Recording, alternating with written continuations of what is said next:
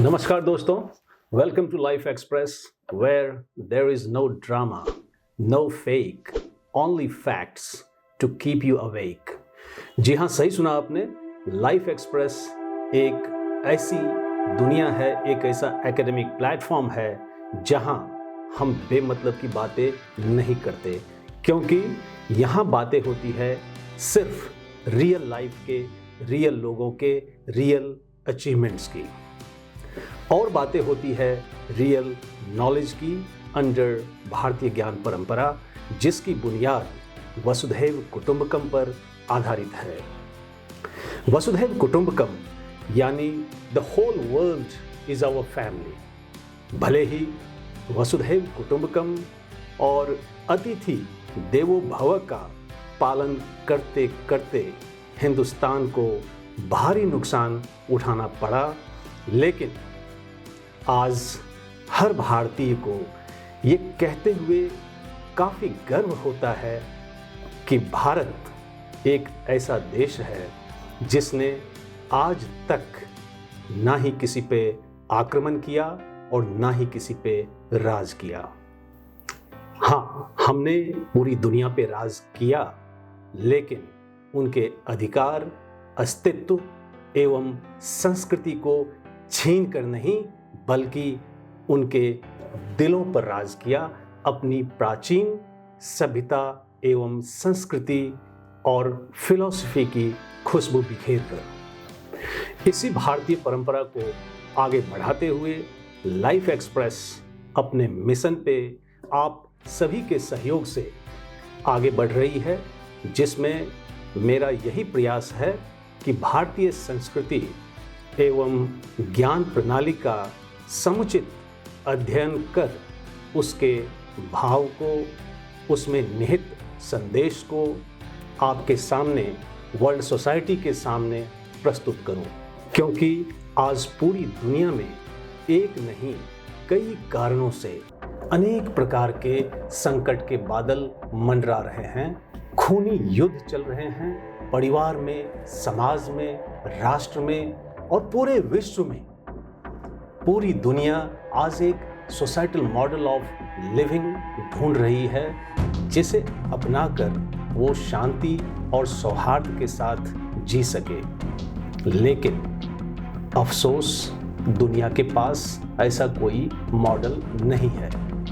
लेकिन चिंता की कोई बात नहीं है, क्योंकि भारत के पास ऐसा सोसाइटल मॉडल ऑफ लिविंग है जिसे अपनाकर हम पूरे विश्व में शांति और उन्नति का मार्ग प्रशस्त कर सकते हैं। और उसी मॉडल को हम आज भारतीय ज्ञान परंपरा के रूप में देख रहे हैं। तो चलते हैं कार्यक्रम के अगले सेगमेंट हॉल ऑफ फेम की ओर, जहां हम मिलेंगे एक ऐसी शख्सियत से जो वाकई समाज के लिए एक रियल रोल मॉडल हैं, अपने उत्कृष्ट एवं सराहनीय कार्यों के चलते। लेकिन हम में से अधिकांश लोग उनकी उपलब्धि या अचीवमेंट से आज भी बेखबर हैं।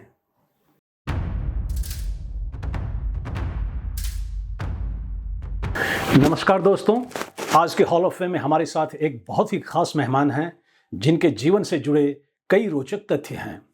इससे पहले कि हम उन रोचक तथ्यों को जानें उन्हीं की जुबानी, मैं चाहूँगा कि सबसे पहले मैं आपको अपने विशेष अतिथि का एक संक्षिप्त परिचय दे दूं।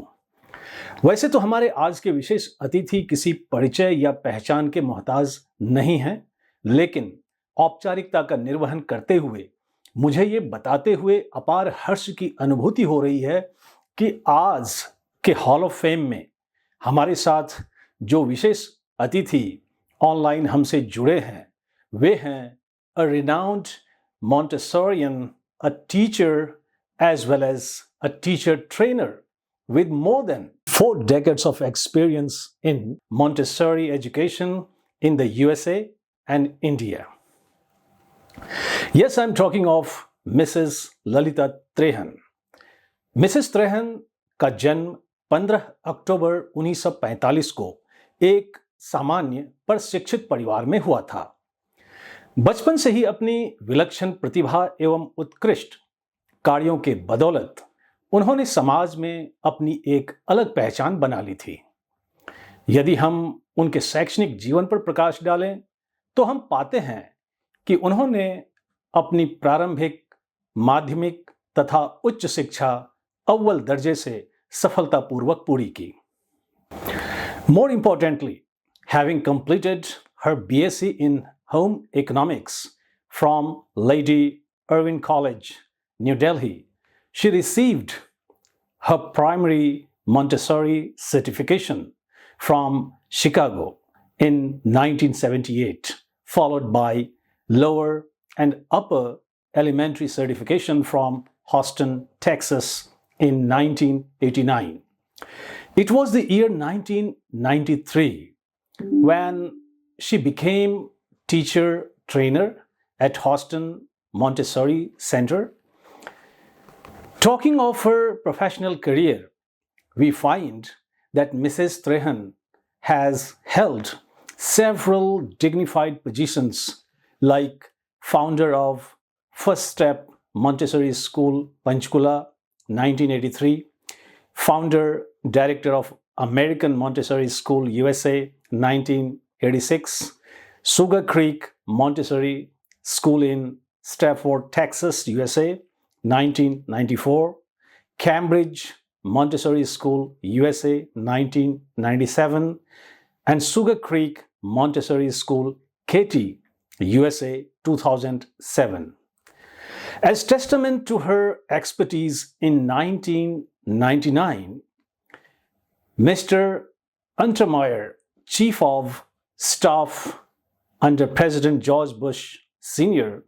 and Chairman of Texas State Board of Education, personally requested Mrs. Trehan to serve as trustee on the board of the Texas Center for Educational Research, TCER.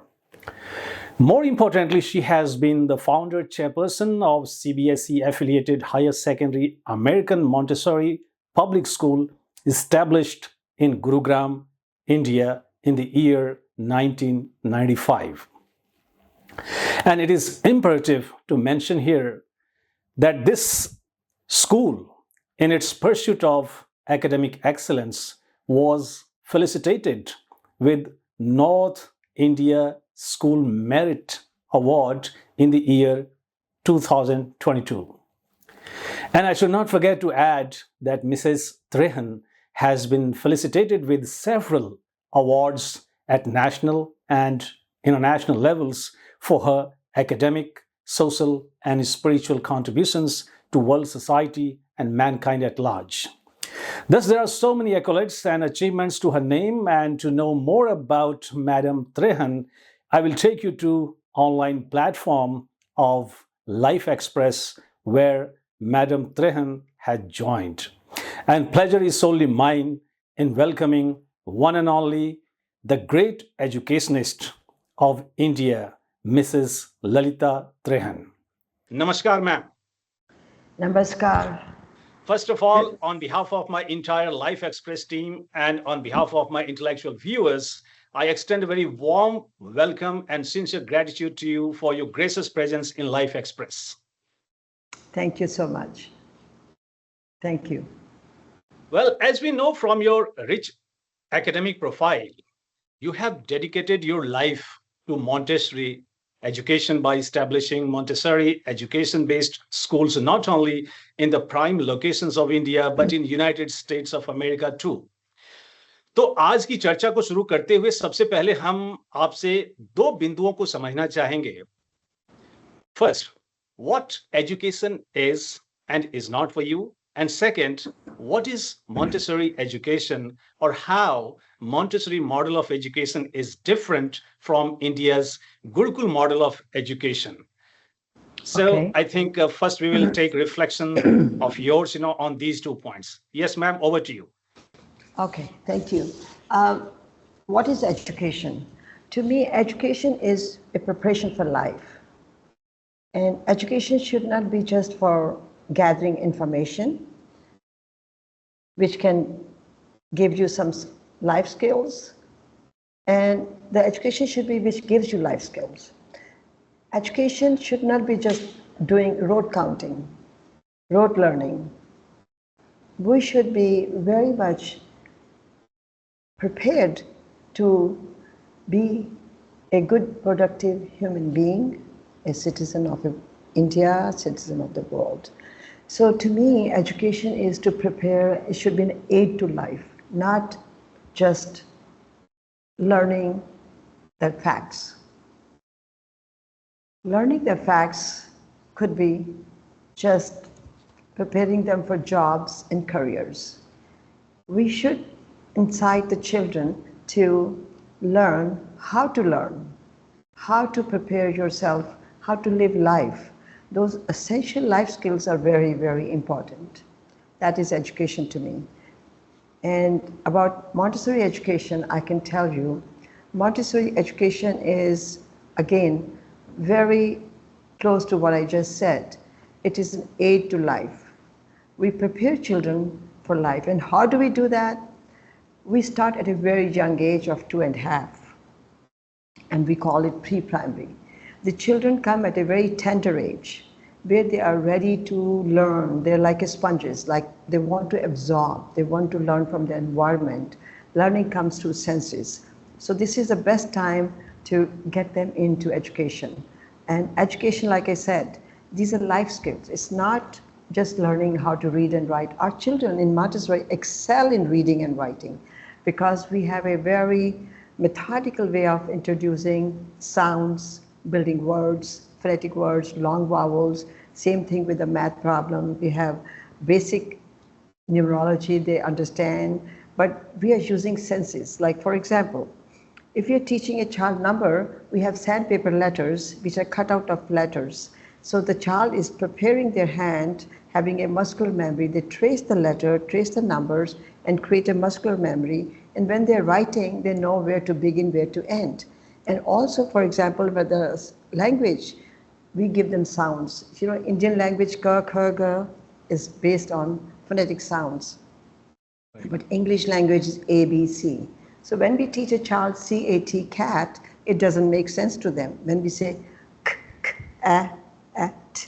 But that comes later after the sounds are introduced. So the process is very scientific, very hands-on, very systematic, from simple to complex, concrete to abstract. So the children understand the basic concepts, then they excel in life. The foundational skills are so important, which Montessori education helps the children to develop those. Excellent. So basically, this is your hands-on experience learning, or what you call experiential learning. Very nice. And very nicely, you have described the phonetics of learning.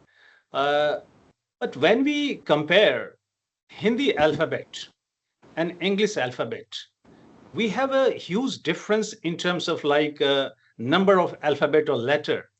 So in terms of like, how do you find or how do you fill the gaps of this difference? Like English has, like 26, but Hindi has 52. So how do you manage, this gap? Well, basically, first we convert the letters into the sounds, the 26 letters into sounds, and we teach them phonetic sounds of the vowels, phonetic sounds of the consonants. Then we teach them how to do 3-letter words, short vowels. Then we get into long vowels. Then we teach them sight words, because we tell them English doesn't follow the rules all the time. Like C-U-T, it's cut. P-U-T is put. Cool, cool, book. Double O changes its sound. So this comes gradually by first and second grade. When the beginning, we focus more on the short vowels. Then we introduce long vowels with a magic E in the end. Then we introduce blends, diphthongs, and all that. There's a very methodical system which Maria Montessori introduced herself. She was a genius because she introduced not only the Montessori philosophy, she talked about the method, how to prepare the teachers. She talks about the spiritual preparation of the teacher. And that is the best part. We are trained how to observe children, how to um, observe their needs, their developmental stages. Each child is at a different level of learning because they are passing through different stages of life, and each person doesn't have the same stage. See, you could be very much interested in language at the age of 4. I may be very much interested in numbers. So as a Montessorian, we are trained to look at their child's interest and their readiness, and then encourage them to branch out also. It's not that the child is going to just learn numbers all the time. Then we introduce sounds also, the reading, writing. But it's a process. But we are trained to observe the children's interest and the level of readiness and help them from there. And Montessori is a very non-competitive environment. And we have a mixed age group, 3, 4, and 5 are together. The idea behind is the younger ones learn from the older ones, and the older ones learn from the younger ones by helping them. So sometime when a child is coming for the 3rd year in a classroom, which is a kindergartner, we say, oh, okay, can you help so-and-so with this basic numbers? And they give lessons. So act as assistant teacher, they give lessons, and what is happening to them? They're developing leadership skills, they're developing, reinforce their learning. So it's a beautiful method how to get along, how to resolve your conflicts. If there's a conflict, we have a peace table. We say, okay, they can go there and resolve their conflict. They can talk to each other. And if they can't, then we tell them, let me know, we can help you. No, I really wish that our Indian schools, especially primary schools, they must introduce these lessons based on Montessori education, like you have talked about lessons on phonetics or English phonology. So, because I have seen none of, I can say, because being a linguist, I have observed that none of the Indian primary schools, be it private or be it government, they have lessons on phonetics or English phonology, uh, to teach the sounds, because they only know a 26 alphabet, but they do not understand, these monophthongs and diphthongs, and this is why, they are not able to pronounce correctly, So I'm really thinking of, that this will be a great message to our schools to incorporate these lessons based on phonetics and incorporate them, to their schools or the syllabus to improve the pronunciation. Very nice. Well, so moving further, I would like to have your views, ma'am, on how do you ensure learning outcome or learning progression of learners of different proficiency levels? Because, in a classroom, we have learners of different proficiency levels. Some may be of, like elementary, some may be pre-intermediate, some may be intermediate or post-intermediate or advanced. So how do you manage the proficiency levels of these learners? Because their receptivity will also be different. So how can a common lessons be given, to all of them? Can you please reflect on this? Um, you know, you must have heard the phrase nature versus nurture. So we all human beings are born with different intellect. Right. We are not a blank slate as it was considered before. Children, babies are born with a intellect. Now the environment is very, very important for us to really focus on children's abilities and guide them. For example, I'll give you an example of a baby. There's a baby whose mother is working, and the baby is fetching for herself or himself. 6 months old baby, he's crying or she's crying and looking for diaper change, milk, but mom is having a job online, working online, and she's delaying it. The baby's crying for help. Guess what happens? The baby cries and he stops. The baby is losing interest in crying and asking for help because they're losing trust in adults who are taking care of the baby. Losing trust is not a good idea. When a baby cries, immediately mom comes and changes the diaper and she sees the time, oh, I have to give her milk now. So the baby is very confident and trusting adult. So it starts at a very young age. How we prepare the environment for the children. The environment is not only in the objects. The environment is adult. That is one of the main environment. Adult who takes care of the baby has to be very, very engaged with child's needs. Baby's needs are very simple: feeding, holding, cuddling, changing diapers. So very simple needs. Somebody who's there. Now there's a baby who's going to be not attended his needs. Nobody's holding him, like they're going to a daycare, for example. And there are 3, 4 babies and the untrained ayah, the babies, nobody's talking. This is language development, which starts at a very young age, at the age of 4 months. Somebody's goo goo, gaga, holding, talking. So that baby is very secure. And the language imprints are happening in his brain. The brain is being wired for receiving language. So if we don't have that engaging in adult, it's not that baby is not going to learn, baby is going to learn, but the security level will be different of these children who are well attended.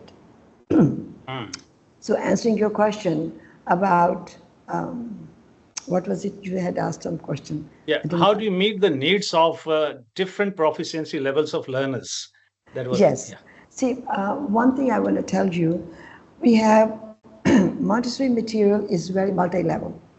See, if you're a very smart kid and you have grasped certain concepts, you can move on to the next level. See, again, the teachers or the directors or the guide role is very, very important. They are trained to observe where the child is at, and then we have to present the next lesson. See, we don't keep age as a criteria. It's not a cookie cutter. It's across the board. Everybody's getting that, working on the same page, everything. No. Everybody's working at different level. It's a beautiful environment. One day you should come and see the classroom. So you'll see an array of materials. We have practical life, which helps them to develop concentration, which prepares them for independence and concentration, coordination. The little ones, 2.5, 3 years old, carry a tray, work with it, put it back. So it's like writing an essay.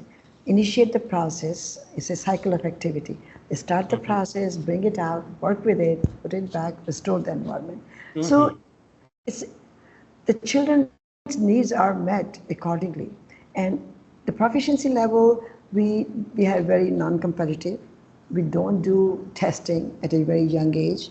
But when they're elementary level, we do standardized testing just to see where they're at. And in Montessori, our children excel not only in the array of materials. We have geography, cultural, and math, language, all that, we have it. Then we do plus more.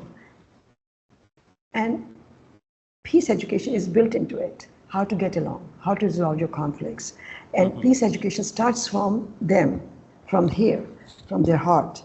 So how to say no. If I don't want you to work with me, I'll say, oh, can we work later on? And sometimes the children are rude. And there's a time the teacher is observing and she goes and say, oh, what happened? The child is crying, what happened? Oh, he said, I can't work with me. Okay, well, can I work with you? So you distract them, redirect them, but then you go back to the child and teach them also that it's okay for the child to observe and work with you. So it's built in. Respect for the child, independent skills, how to get along, everything is part of the curriculum. And proficiency level, coming back to your question, our children excel even in the standardized testing. In the beginning, maybe they have little difficulty, but we prep them. Like if the test is in March or April, we start working with them in January, February in more traditional way. So by the time they are in elementary level, it becomes more hybrid also. So they are prepared to move on to the higher levels. Did I answer your question? Yeah, very much. But here comes a very serious concern, which I have seen in my experience, that along with learning, teaching is also a big concern.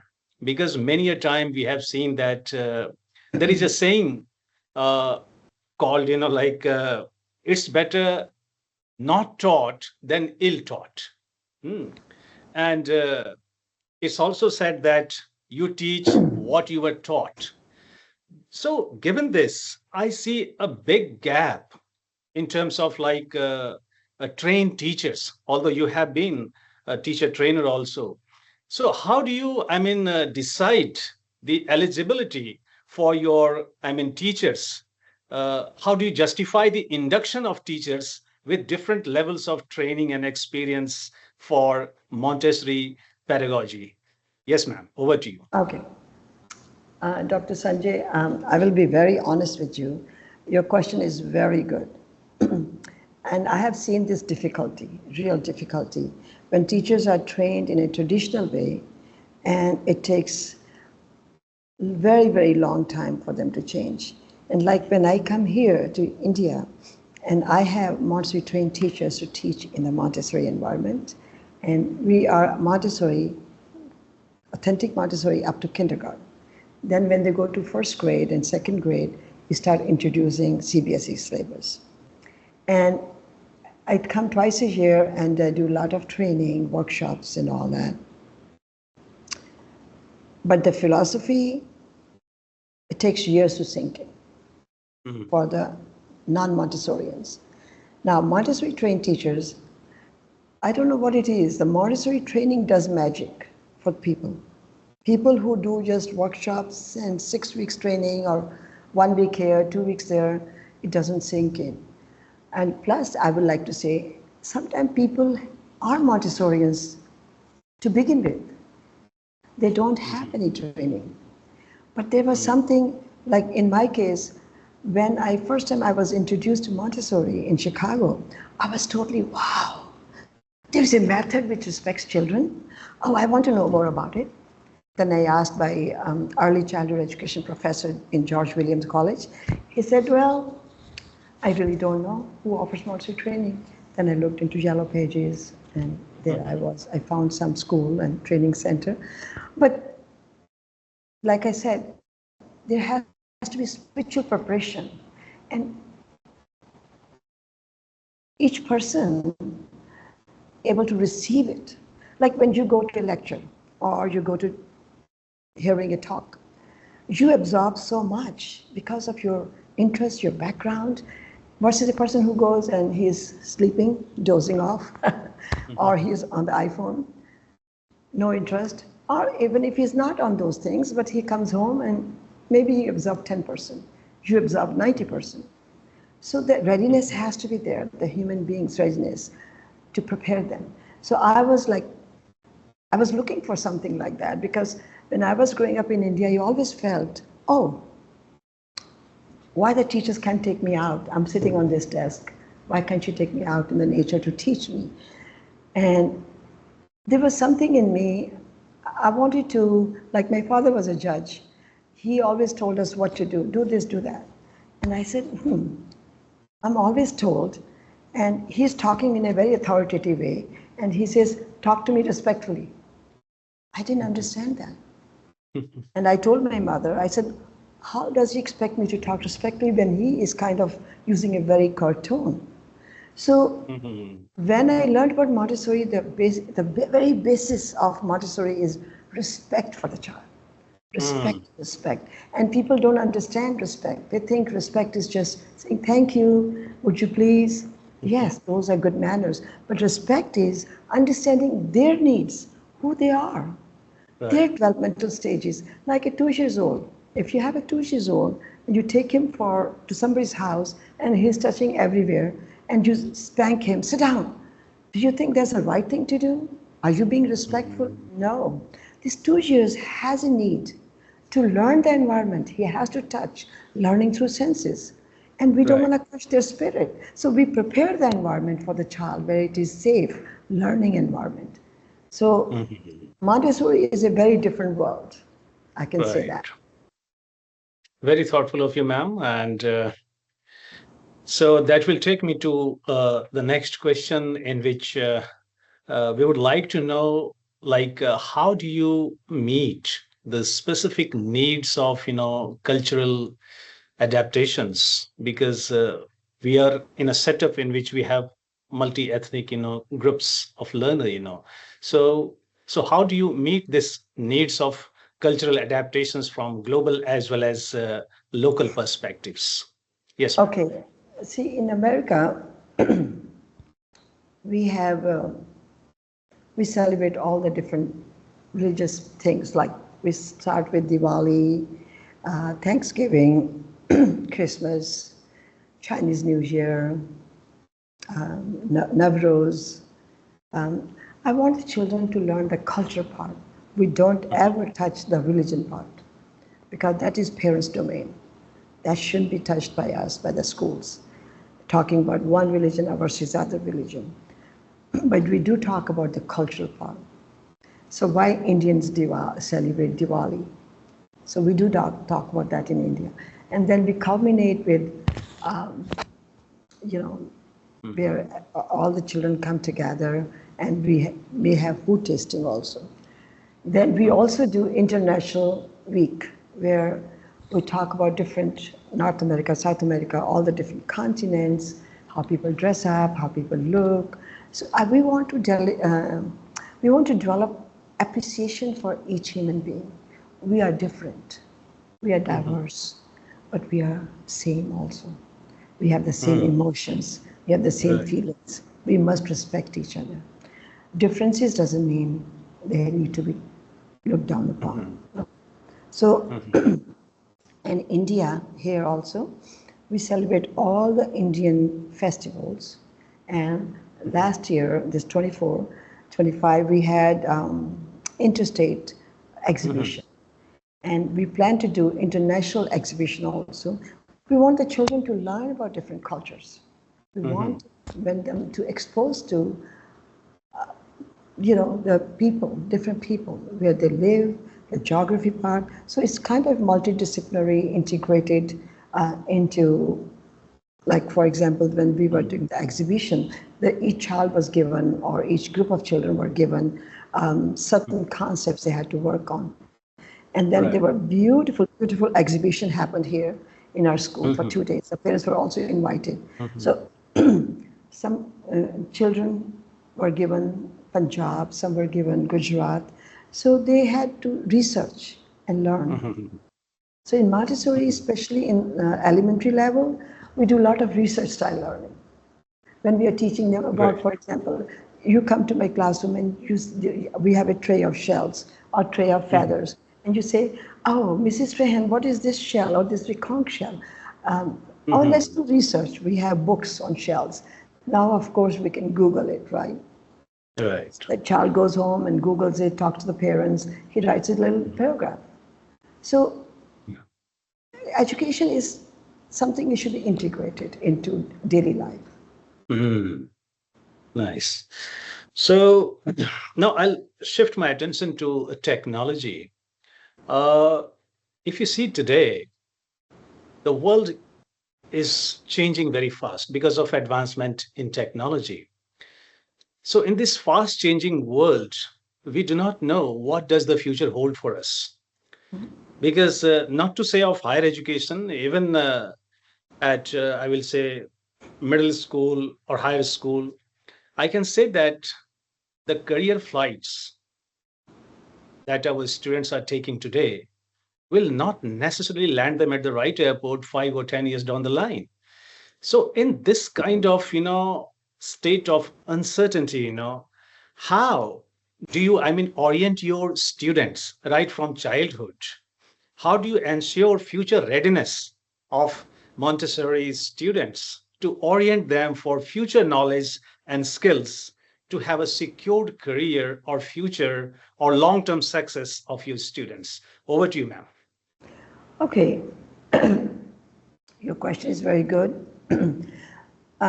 Basically, we have to give them tools how to learn, not to learn specific concept. So, of course, we have to teach them basic concepts, right? That is very important.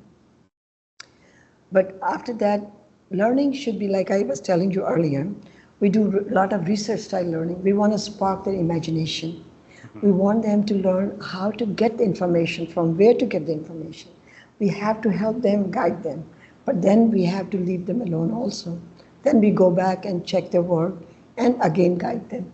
So there's a lot of independent learning going on. They learn how to, executive functions are like how to make choices in life, how to make decisions in life.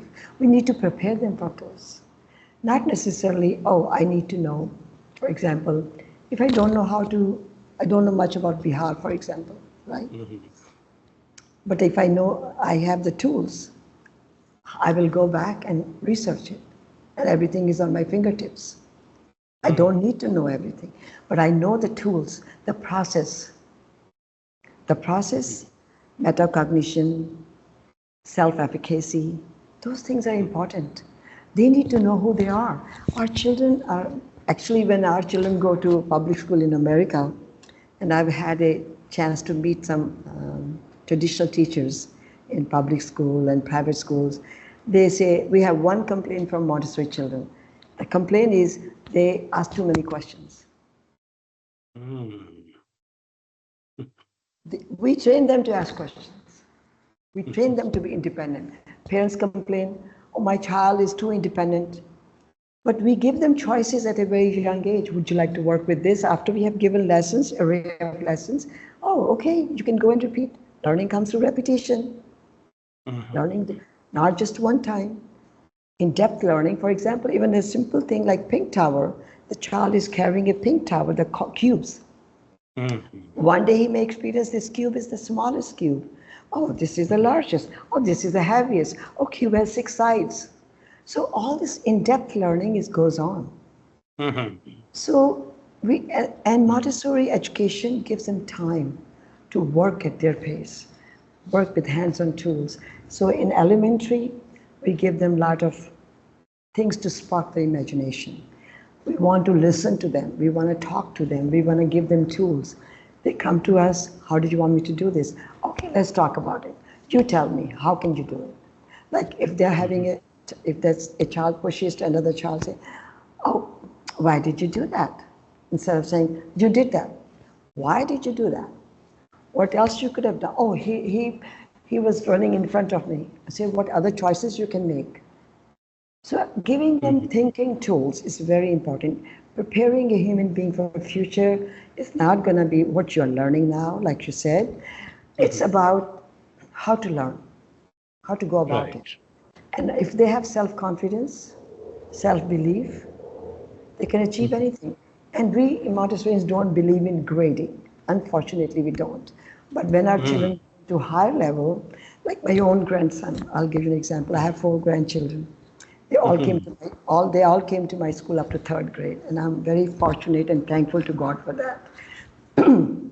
That was my desire. So they all came, and with God's grace, touch wood, they're all excelling. My first one was working for Blackstone in New York, and did he get the top grades in the high school? No. He was always A+, A, B, B+. But I know he's going to excel in life. See, just learning by rote, getting good grades, we need to get away from there. But unfortunately, we still need that to get into good colleges. I understand that. But believe me, if you may excel and go to IIT, and versus a child who was making average grade, he was confident, he may open a company where IITs will be hired. Right. So now I'll come to the last question of this session. And this question is a kind of, I will say, mandatory, effort by all the academic institutions at all level, right from, elementary to higher education, and we have national education policy. And the need of the hour is all our syllabus, curriculum or curricula, they need to be aligned with our national education policy. And there is a huge emphasis on holistic growth, or what you call samagra vikas of students. So does Montessori curriculum meet the expectations or aspirations of NEP 2020, National Education Policy 2020? If yes, how? And if not, why? Over to you, ma'am. Now, NEP has copied Montessori education. Oh, So I can tell you, NEP is all about experiential learning and letting them work, learn the life skills. So that's what Montessori is all about. great. But like I said, unfortunately, the pressure is so much. Um, we are in our CBSE syllabus right here in senior wing. Um, we have to cover the curriculum. We are bringing experiential learning. I always tell the teachers, take the children outside and educate them. If you're going to teach parts of a leaf, why would you teach in a class? Let's go out. We have such beautiful campus where we have the trees, different leaves. Let the children collect leaves. Then you can bring bring leaves inside the classroom. Let the children see different shapes of the leaves. Then you can pass it out. Let's look in the back. Do you see the veins? Do you see the blade? Do you see the apex of the leaf? So learning should be experiential to begin with. That is Montessori actually. It is Montessori. And I was very happy to learn in 2020 when they were introducing it.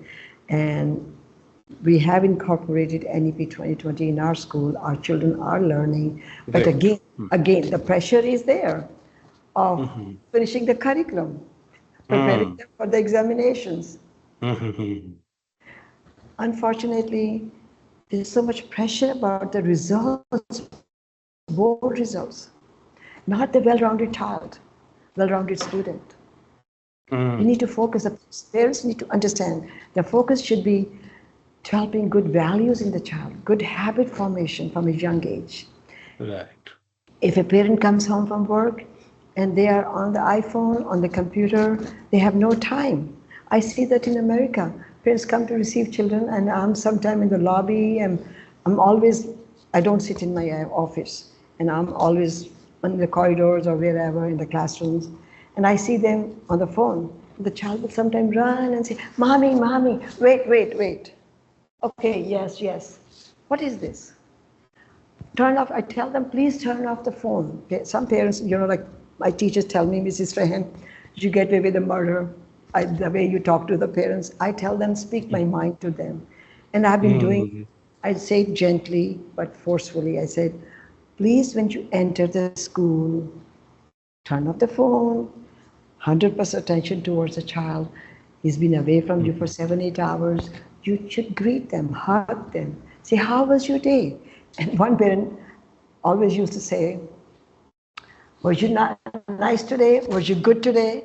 Then I wrote an article for the parents. I said, children are always good. When you ask them, was you good today? Are you implying was you good or bad? Please don't use those words. Open-ended questions.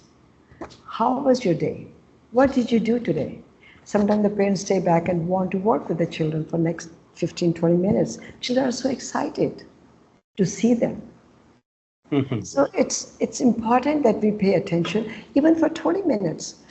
Leave your phone, leave your computer, give 100% eye contact, talk to your child, hug them, guide them. They should know they're loved. Right. Education is parenting also. Parents are the first teachers. We must remember that. We must remember that. Yeah, you're right. So, But then today's parents, I can say that they are forgetting the parenting skills. Most of them I have seen, especially in university, that we are not happy with those, uh, guidance or what you call parenting skills. So parents need to be also educated on, parenting skills. Well, you said it right. And we do that. We do that. In 1995, when I opened the school, even now, till today, I do that. But my parents' attendance has declined. I used to have a lot of parents, maybe 70, 80% parents would come and listen to me.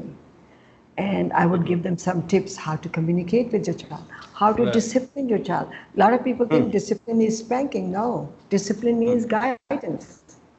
So we need to know how to guide our children so they become secure people. If you're putting a band-aid, yelling at them, just saying, do what I tell you to do, you're not listening to them. Listen to them, follow their needs, follow the child. It's very important. Parenting education is very important. I gave free parenting education. Unfortunately, the numbers have declined. I used to have very good attendance, not anymore. And I have to send reminders, please come, it's free. Come and listen. So And ask me questions. talking to you is so, I can say, enriching, enlightening, and highly meaningful. मेरा तो मन नहीं कर रहा है कि इस session को मैं बंद करूं, but then we have a limitation of time. Sure. So we have to come to the end of this session. And to conclude our interaction, now may I request you to kindly give a message of peace and progress to mankind at large so that we could create a better human, a better society, a better nation, a better planet for a better tomorrow. Over to you, ma'am. Thank you. I believe that we, like I said, we parents are the first teachers. So we must conduct ourselves. We need to see ourselves first, how we want the child to be. Our children, we will be eventually, it's like we pick up unconsciously a lot of personality traits from our parents also.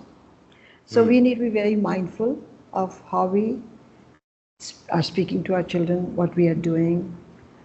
So this is very important. And I think peace has to begin from us. Sometimes we are looking peace outside than us, but it's not. It's in us. If I talk to you rudely, you're going to respond rudely. If I talk to you nicely, you're going to respond nicely. Even if I'm agitated, it's okay for me to say, Dr. Sanjay, I'm a little agitated at this time. Can we talk about it later? Yes. It's okay to say that, but not come out and respond in a negative way. So that disturbs your peace and my peace. So we all have to be very mindful of the type of language we use, the choice of words, the body language, the tone of voice. All these things are important to how we conduct ourselves. We can convey our message, and peace can come through us. And also, we are a diverse world. In India, the beauty of India is diversity. And we have respect for all religions. And we need to continue doing that. We should respect all religions as irrespective of their beliefs. But at the same time, I do believe, like in America, if you want to celebrate Diwali, you can celebrate Diwali. But if there's no holiday on Diwali, you accept it. Right? So people who live here, Buddhists, Jains, Sikhs, Christians, Muslims, Hindus, we all need to be respectful towards each other and also respect their diversity. But we should have one nation which has similar kind of philosophy and rules. Not separate rules for Hindus, not for Sikhs and Christians and Muslims. It should be similar, same, and we should all abide by that. And we can create peace.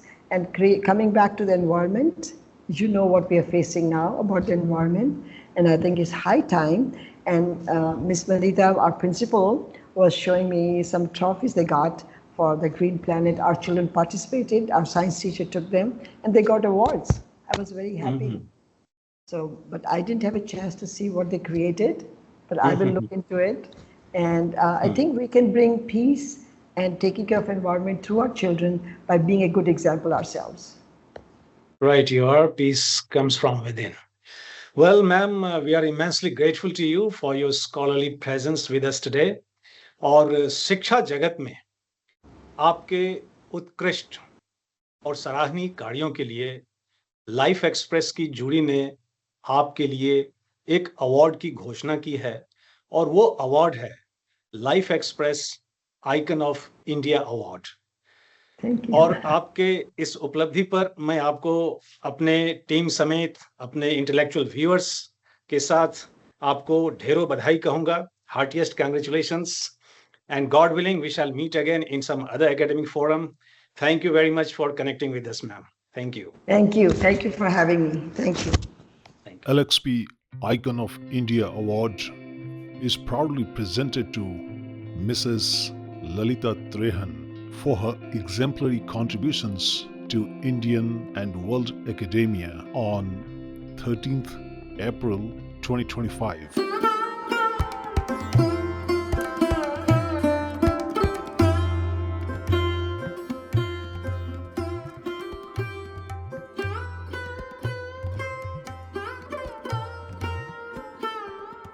नमस्कार दोस्तों, हमेशा की तरह आज के आई के segment में सबसे पहले हम एक ह्यूमन वैल्यू सीखेंगे और उसके बाद हम एक भारत के पारंपरिक मान्यता या ट्रेडिशनल बिलीफ के वैज्ञानिक कारण को भी समझेंगे। लेकिन पहले हम बात करेंगे ह्यूमन वैल्यू की। पिछला ह्यूमन वैल्यू जो हमने हिंदी अल्फाबेट के जरिए सीखा था वो था योग, और हिंदी का अगला लेटर या अक्षर है र। अब आप सोच रहे होंगे कि र से कौन सा मानव मूल्य हो सकता है, लेकिन र से जिस मानव मूल्य का मैंने चयन किया है वो है राष्ट्रभक्ति। जीवन में मनुष्य के कई कर्तव्य होते हैं, जैसे duty of son towards parents, duty of parents towards children, duty of a husband towards wife, duty of a wife towards husband, and many types of duties are there. लेकिन जब हम राष्ट्रभक्ति की बात करते हैं तो यह प्रेम, निष्ठा और किसी के राष्ट्र के प्रति जिम्मेदारी की भावना को दर्शाता है। इसमें राष्ट्र, इसकी संस्कृति, मूल्यों और हितों से पहचान करना शामिल है। राष्ट्रभक्ति की अभिव्यक्ति विभिन्न तरीकों से प्रकट हो सकती है, जिसमें राष्ट्रीय प्रतीकों का सम्मान करना, नागरिक कर्तव्यों में भाग लेना और राष्ट्र की संप्रभुता की रक्षा करना शामिल है। राष्ट्रभक्ति एक पवित्र भावना है जो किसी व्यक्ति को अपने राष्ट्र के प्रति प्रेम, सम्मान और निष्ठा से परिपूर्ण करती है। राष्ट्रभक्ति वह शक्ति है जो एक देश के नागरिकों को एकता के सूत्र में बांधती है, उन्हें अपने राष्ट्र के प्रगति और सुरक्षा के लिए समर्पित होने की प्रेरणा देती है। भारत एक ऐसा देश है जिसकी मिट्टी में राष्ट्रभक्ति की गाथाएं सदियों से गूंजती आ रही है। राष्ट्रभक्ति केवल सीमाओं पर खड़े होकर शत्रु से लड़ने का नाम नहीं है, बल्कि यह जीवन के हर क्षेत्र में अपने राष्ट्र के प्रति समर्पण का भाव है। एक किसान जब अपनी धरती को सींचता है, एक वैज्ञानिक जब नए आविष्कार करता है, एक कलाकार जब अपनी कला से देश का नाम रोशन करता है, एक शिक्षक जब भावी पीढ़ी को संस्कार देता है, ये सभी अपने अपने तरीके से राष्ट्रभक्ति का ही प्रदर्शन करते हैं।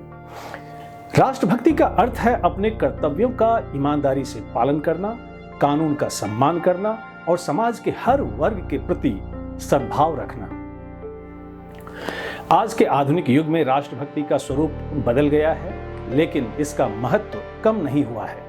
आज हमें अपनी सीमाओं की रक्षा के साथ साथ आर्थिक विकास, सामाजिक समरसता और पर्यावरण संरक्षण जैसे क्षेत्रों में भी एकजुट होकर काम करने की आवश्यकता है।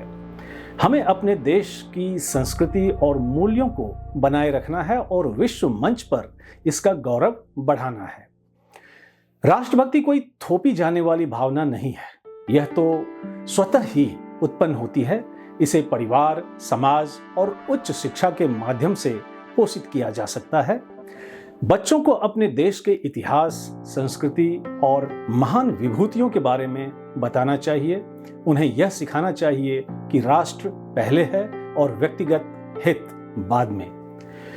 यहाँ यह भी ध्यान रखना जरूरी है, राष्ट्रभक्ति अंध राष्ट्रवाद में न बदल जाए। सच्चा राष्ट्रभक्त वह है जो अपने देश से प्रेम करने के साथ साथ दूसरे देशों का भी सम्मान करता है। खासकर हम भारतवासी जो वसुधैव कुटुंबकम में विश्वास रखते हैं और पूरी दुनिया को अपना परिवार समझते हैं। तो सारांश में कहूं तो राष्ट्रभक्ति का मतलब ये नहीं है कि हम अपने राष्ट्र से प्रेम करें और दूसरे राष्ट्र से नफरत करें। क्योंकि आज हम ग्लोबल सिटीजन बन चुके हैं, इसलिए विश्व नागरिकों का कर्तव्य आज ये होना चाहिए कि वे पूरे विश्व को एक परिवार समझते हुए सभी देशों के साथ मिलकर शांति से प्रगति के लिए काम करें। राष्ट्रभक्ति के इस विश्लेषण के साथ अब हम आगे बढ़ते हैं कार्यक्रम के अगले सेगमेंट की ओर, जिसमें हम एक भारतीय ज्ञान परंपरा के वैज्ञानिक कारण को समझेंगे। और आज के इस सेगमेंट के अंतर्गत आज हम समझेंगे गाय के घी का विज्ञान अकॉर्डिंग टू केवी सिंह। सनातन कर्मकांड और साधारण पूजा पाठ में गाय के घी के प्रयोग का विधान है। प्राचीन काल से भारत में गाय के अतिरिक्त और भी कई ऐसे पशु थे जिनके दूध से घी बनता था। ऐसे में मन में एक प्रश्न उठता है कि गाय के घी में ऐसा क्या विशेष है कि हमारे ऋषि मुनियों ने इसको इतनी प्रमुखता दी है। इस प्रश्न का उत्तर यह है कि इस मान्यता के पीछे एक वैज्ञानिक सत्य है, जिसके कारण प्राचीन मनीषियों ने गाय के घी को ही चुना। यदि हम 5-6 प्रकार के भिन्न भिन्न द्रव्यों के दिए जलाएं तो हमें गाय के घी का वैज्ञानिक आधार आसानी से समझ में आ जाएगा। इस प्रयोग के लिए अलग अलग बंद कमरों में एक दिया भैंस के घी का, एक ऊंट के घी का, एक बकरी के घी का, एक याक के घी का, एक सरसों के तेल का, एक नारियल के तेल का, एक मिट्टी के तेल का दिया जलाएं और हर दिए के सामने एक एक व्यक्ति को बैठा दें और उन्हें उन दियों की लौ पर एक टक देखने के लिए कहें। आप देखेंगे कि कुछ समय बाद उन सबकी आंखों में जलन शुरू हो जाएगी, परंतु जो व्यक्ति गाय के घी के दिए के सामने बैठा होगा उसकी आंखों में जलन पैदा नहीं होगी, अपितु वह अपनी आंखों में शीतलता महसूस करेगा। इसका वैज्ञानिक कारण है कि गाय के घी के दिए के अलावा दूसरे द्रव्यों से जलने वाले दियों से जो धुआं निकलता है उसका उत्सर्जन वातावरण और मनुष्य की आंखों के लिए हानिकारक है। कुछ का कम तो कुछ का ज्यादा, परंतु गाय का घी वातावरण व मनुष्य दोनों के लिए हितकर है। यह एक वैज्ञानिक सत्य है जिसे हमारे मनीषियों ने हजारों वर्ष पूर्व जान लिया था। इसके अतिरिक्त गाय के घी से हवन में दी गई आहुति से वातावरण की शुद्धि होती है। यही नहीं, यह परमाणु रेडिएशन से वातावरण की रक्षा करता है। गाय के दूध में सूर्य की किरणों का प्रभाव अधिक होता है, जिसके कारण इसका घी सूर्य की भांति वातावरण को शुद्ध रखने में सहायक होता है। गाय के घी की इन्हीं विशेषताओं के कारण ऋषि मुनियों ने इसका चयन सनातन पूजा पाठ के लिए किया। इस सत्य की छानबीन यदि आधुनिक मानव करना चाहे तो अवश्य करे, पर इस मान्यता को केवल रूढ़िवाद ना कहे। आज के सत्र की समाप्ति मैं फिर एक आह्वान के साथ करूंगा, खासकर मैडम ललिता त्रेहन की बातचीत से निकले कुछ मुख्य अंश को लेकर। सबसे पहले तो उन्होंने एजुकेशन को परिभाषित करते हुए बताया कि education is not simply meant for gathering information, rather education is preparation for life. Secondly, she explained how the Montessori model, with its focus on hands-on learning, sensory experiences, and individual pace, differs from the traditional Gurukul model.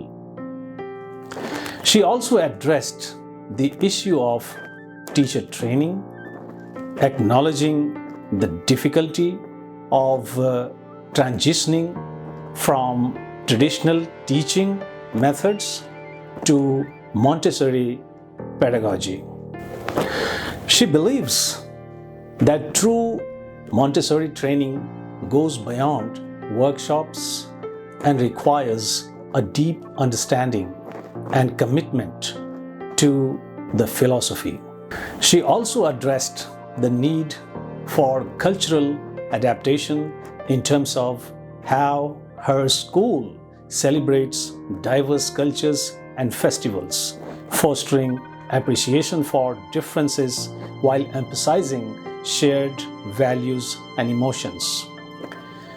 She highlights the importance of integrating research-based learning into the curriculum, allowing students to explore their interests and develop critical thinking skills.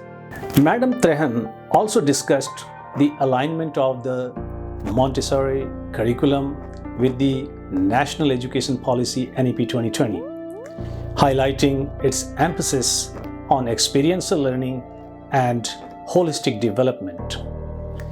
She acknowledges the pressure to cover the curriculum for examinations, but emphasizes the importance of prioritizing the development of well-rounded individuals with strong values and good habits. She also emphasized the crucial role of parents as first teachers and advocated for parental education to enhance their parenting skills. Finally, Madam Trehan concluded by emphasizing the importance of peace, starting with individual accents and fostering respect for diversity. She believes that creating a peaceful society requires a shared sense of unity and a commitment to environmental sustainability. With those deliberations of Madam Trehan, we conclude today's session और मिलते हैं अगले episode में. Till then, enjoy your time meaningfully और हाँ, अपना और अपनों का भी ख्याल रखें. जय हिंद.